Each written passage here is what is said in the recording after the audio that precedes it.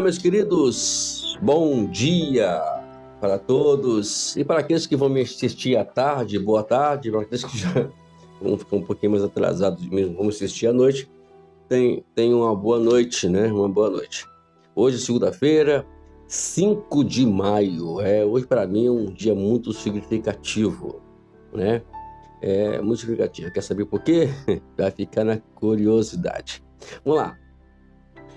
O tema de hoje é Todo Mundo Faz. O texto que nós vamos ler aqui está em 1 Samuel, capítulo 24, versículo 1 a 22. Se preferir, dê uma pausa, leia o capítulo 24 de 1 Samuel 1 a 22 e depois você tira a pausa e dá prosseguimento aqui à nossa conversa aqui, ok? Mas, se não for, depois você pode ler também com calma depois também. Vamos lá.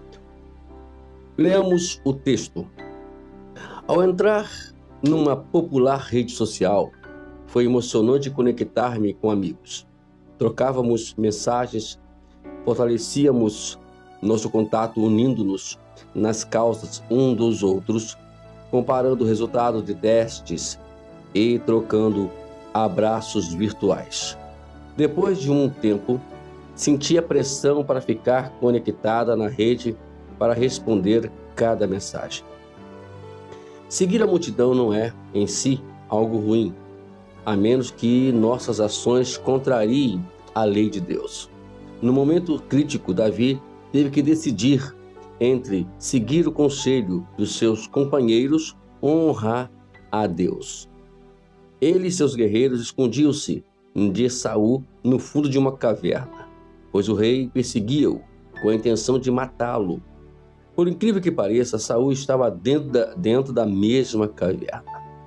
Os companheiros de Davi, tendo sido incessantemente perseguidos de modo compreensível, sussurraram: "Esta é a sua oportunidade. O Senhor Deus disse que lhe entregaria o seu inimigo e que você poderia fazer com ele o que quisesse." Os amigos de Davi tentaram influenciá-lo, dizendo-lhe dizendo o que eles pensavam que Deus estava dizendo. Mas Davi disse: "O Senhor Deus me livre de fazer algum mal ao meu Senhor que ele escolheu como rei." Quando Davi optou pela influência de Deus ao invés de seus amigos, o jogo do gato e rato cessou sem derramamento de sangue. Saul, na verdade, chorou e confessou a Davi: "Você está certo, eu estou errado. Você tem sido muito bom para mim, enquanto eu lhe tenho feito muito mal. Na próxima vez que você estiver sendo pressionado para tomar uma decisão errada e seus amigos disserem vai e faça, não o faça. Antes de pense isso, seja o que for, está de acordo com os padrões de Deus para um viver cristão. Ouça a voz de Deus e honre ao invés de honrar seus aliados humanos." Vamos lá. Hoje, a tendência é a gente querer agradar a todos, né? Esse é um problema muito sério. Aqui, vejamos uma história magnífica, um exemplo, né, que todos nós precisamos aprender e dar para outros, né? E Davi, ele segue aqui os princípios que mais tarde o próprio Senhor Jesus ensinaria de uma forma bem clara e objetiva. Amai os seus inimigos, honrai, né? Orai para aqueles que te perseguem e abençoar aqueles que te amaldiçoam, né? Então, Davi estava seguindo aqui um princípio desde já, e mais tarde Jesus ele abre ali o ensinamento sobre esse princípio. E todos nós precisamos aprender isso. O nosso inimigo tem que entender o seguinte: antes de tudo, somos nós mesmos, né? Somos nós mesmos. Então, quando a gente segue algumas coisas que não estão dentro dos padrões bíblicos, nós vamos contrariar Deus.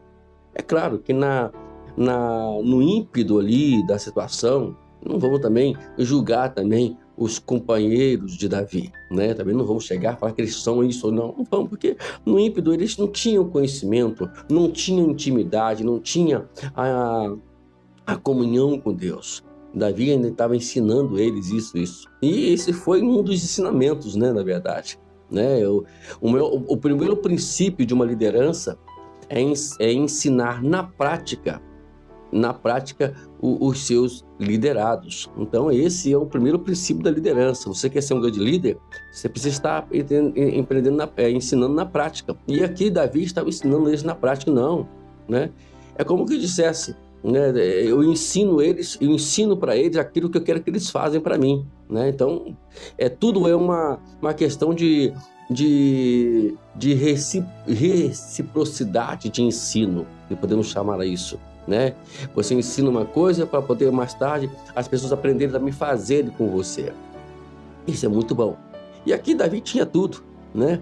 E eu sublinhei aqui, ó, no momento crítico, Davi teve que decidir entre seguir o conselho dos seus companheiros e honrar a Deus.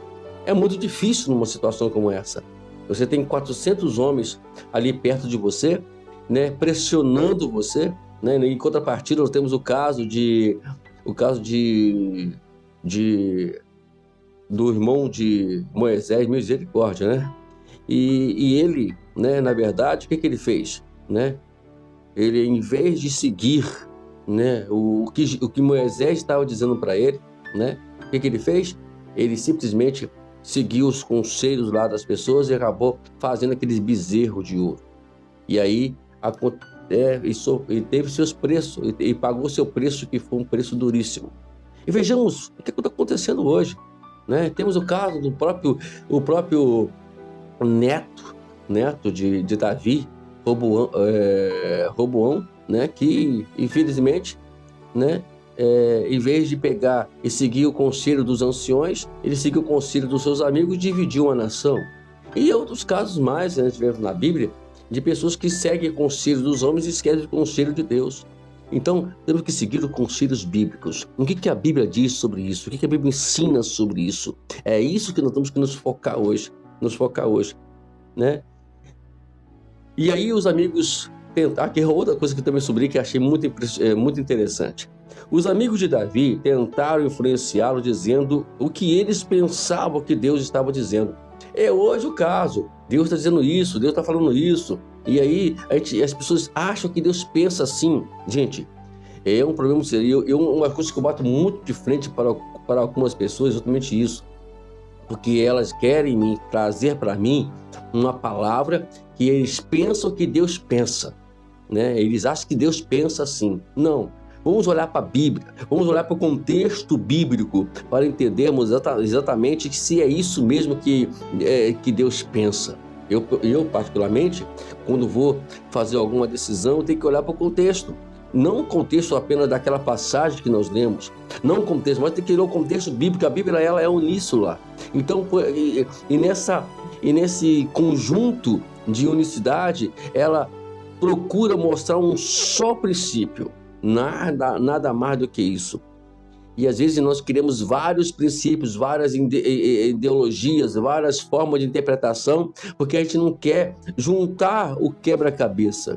Eu sempre falo, estudar a Bíblia não é somente lê-la, somente ler ela aleatoriamente, né? Não, ela tem que ser lida de uma forma sistemática, estudada sistemática. Se nós não temos condições ainda de conversar com alguém sobre a Bíblia, então vamos estudar mais, ou pedir conselho a outras pessoas que têm mais experiência nessa área para poder instruí-las para conversar com a pessoa. Mas não fale bobagem, não chega a ensinar coisas que você não tem certeza, se não tem um contexto para isso.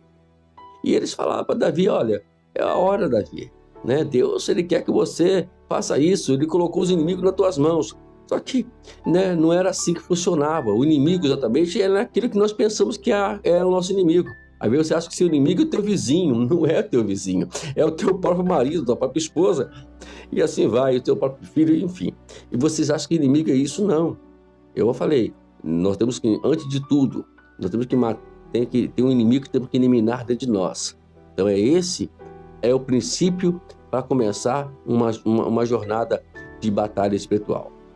Eu sobrei outra coisa que é interessante também, para a gente conversar aqui, que é quando Davi, o pintor, pela alforria de Deus, ao invés dos seus amigos, o jogo de gato e rato cessou, sem derramamento de sangue. Não precisou. Tem coisas que nós podemos melhorar. Tem coisas que eu tenho que tomar atitude. Davi tomou uma atitude exata, que é optar pela influência de Deus, pela palavra de Deus, pelo que Deus pensa. E por conta disso, não houve briga, não houve derrota. Porque se ele mata Saul ali dentro, ia ter mais derramamento de sangue além de Saul. Olha só, gente.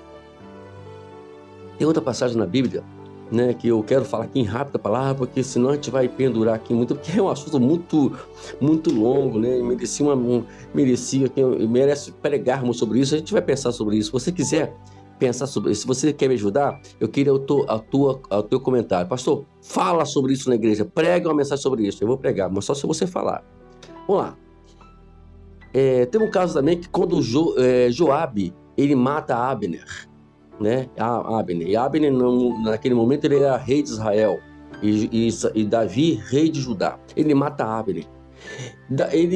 Abner provoca uma situação crítica ali. Porque a intenção de Deus, de Davi, é claro, na orientação de Deus era unir as duas, ele reinar sobre os dois. E Joabe, ele prejudica Davi. O que ele faz? Ele pega Joabe e disciplina Joabe, tira Joabe da direção do seu exército, para mostrar para ela as pessoas que ele tinha senso de justiça. E mais tarde ele reabilita Joabe de novo. Porque se não faz isso, o que poderia acontecer, irmão? Uma guerra ali entre o povo de Deus. Então, é uma palavra que hoje eu não posso muito mais além do que isso não, tá? Porque isso a gente já fica aqui horas e horas falando sobre isso, porque é um assunto que é bem longo. E eu gosto de falar sobre isso, porque são princípios que têm que ser quebrados. Então, se alguém dizer para você, faça, não faça. Não faça nada o que está orientado na palavra de Deus. Qualquer coisinha, estou aqui à sua disposição para lhe orientar em qualquer decisão que você queira tomar. Mas vamos conversar. Mas olhe para a Bíblia. Vamos olhar por que a Bíblia pensa sobre tudo isso. Né? A gente vê casos que eu aconselhei uma pessoa no gabinete, chegou, a pessoa vai e usa o púlpito depois para fazer completamente aquilo que eu tinha aconselhado para ela. Deu um problema sério. Houve pessoas que saíram da igreja, né? Houve uma maior revolução ali. É o que acontece hoje. Vamos tomar cuidado muito com isso, tá bom? Tenha uma boa segunda-feira. Eu vou parar por aqui mesmo, senão eu vou prosseguir. Então, o Examine diz o seguinte: leia a carta de Gálatas, capítulo 1, versículo 10, para ver como a aprovação de outros pode afetar nosso serviço para Cristo. Então, Gálatas 1, 10. Leia a carta de 1 Tessalonicenses, capítulo 2, versículo 4, para ver a posição de Paulo ao lidar com os seus companheiros. Está aí, tá vendo? É só ler a Bíblia. O Considera diz o seguinte: como a comunhão entre cristãos pode criar pressão positiva? Você não tem ideia. Principalmente você que é líder. Cuidado. Quais influências em sua vida estão de acordo com a palavra de Deus e quais se opõem a ela? Desde que se considere aqui, se der uma pausa aqui ou volta, se quiser me fazer alguma pergunta sobre ele, vamos conversar aqui. É muito interessante aqui, mas eu preciso do seu interesse, de você querer entender isso, ok? Deus te abençoe. Todo mundo faz, menos você e menos eu.